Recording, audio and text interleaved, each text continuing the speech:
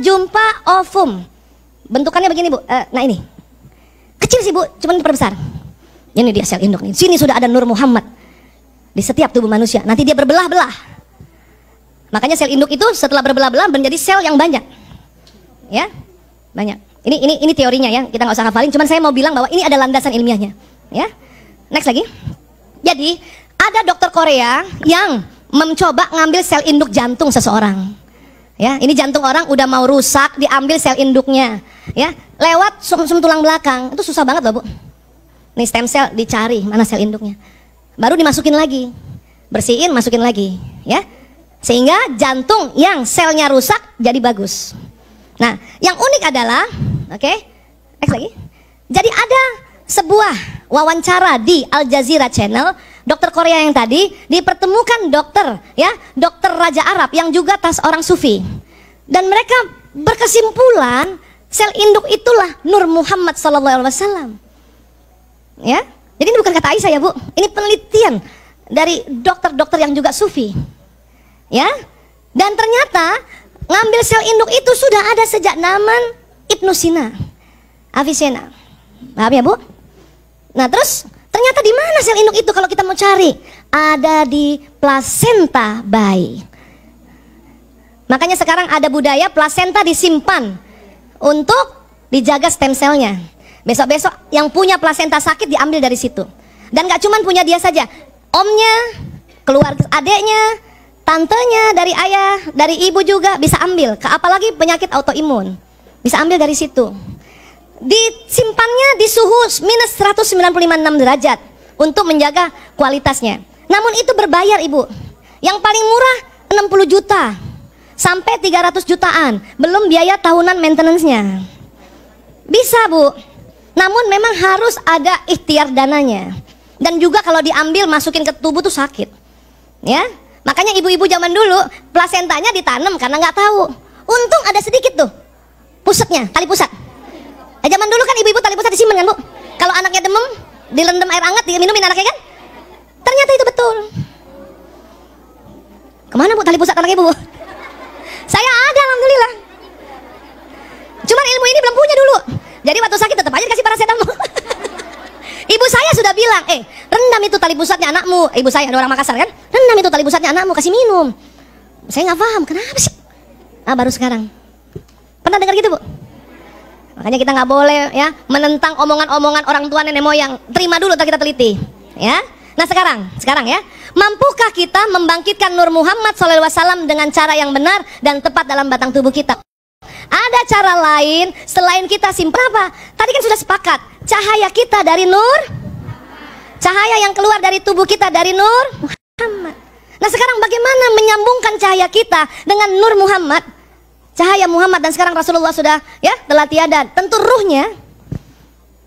Ya, next.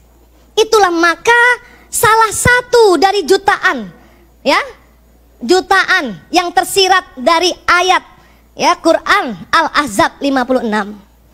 Bismillahirrahmanirrahim. Innallaha wa malaikatihi yusholluna 'alan nabi. Terus apa lagi? Ya ayyuhallazina amanu shollu alaihi wasallimu tasliman. Kenapa sih disuruh? Dulu kita patuh karena di Quran kita ikuti terus. Sekarang buah kepatuhan kita itulah diteliti bahwa kalau kita salawat, stem cell di dalam tubuh kita nyala. Karena tubuh kita itu dari stem cell. Stem cell itu dari Nur. Maka kalau ibu jantungnya agak sakit, ya, jangan cepat-cepat minum obat dokter dulu. Langsung Allahumma shalli wa sallim ala sayyidina Muhammad, Allahumma shalli wa sallim. Kenapa harus diulang-ulang? Stem cell agak di dalam tubuh. Ini jantung segede itu di agak dalam. Jadi harus diulang-ulang.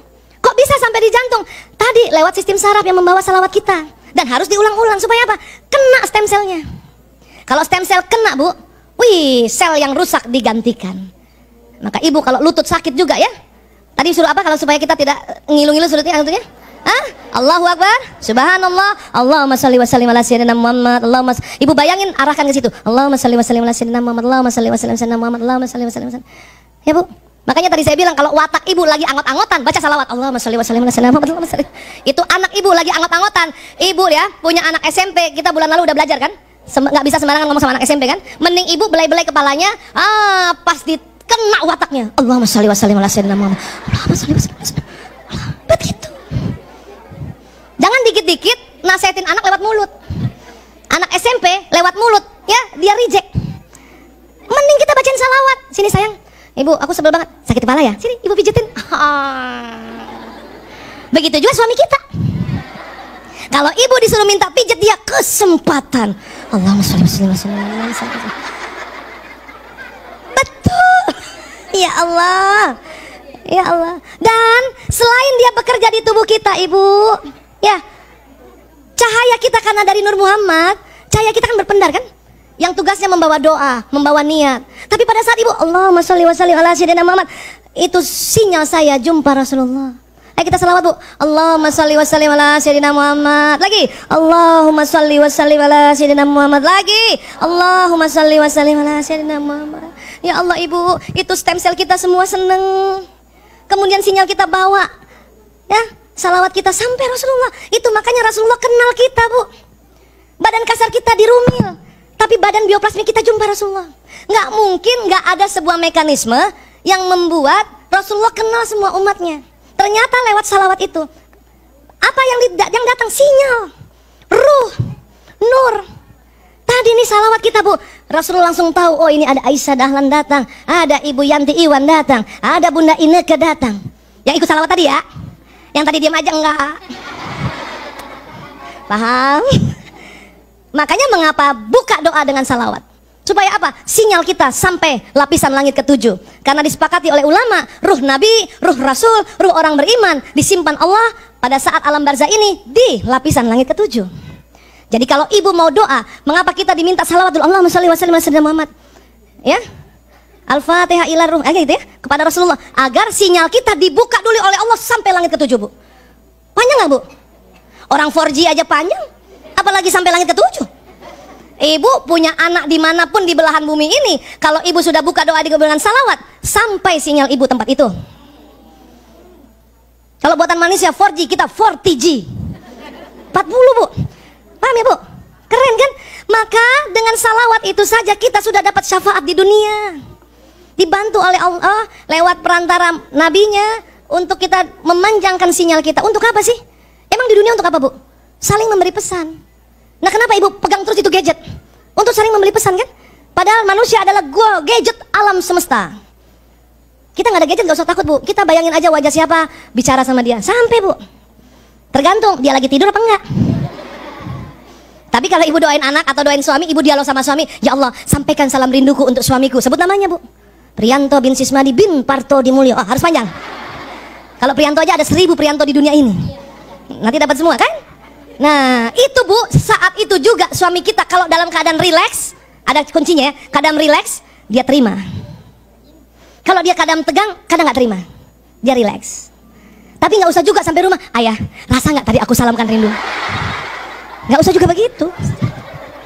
Ngapain sih cek and recheck, kepo banget. Kemudian ya, makanya banyak sekali hadis-hadis Rasulullah meminta kita bersalawat. Ya, salah satunya barang siapa membaca salawat untukku pada waktu subuh sebanyak 10 kali dan pada waktu sore sebanyak 10 kali, maka ia akan memperoleh syafaatku pada hari kiamat. Gak mungkin ada mekanisme yang tidak menghubungkan kita dengan Nabi saat ini. Apa itu? Badan bioplasmi kita, sinyal kita. Ya Allah. Bahkan salah satu hadis Rasulullah ya mengatakan, kalau ada hambaku bersalawat, ruhku kembali lagi ke jasadku dan menjawabnya.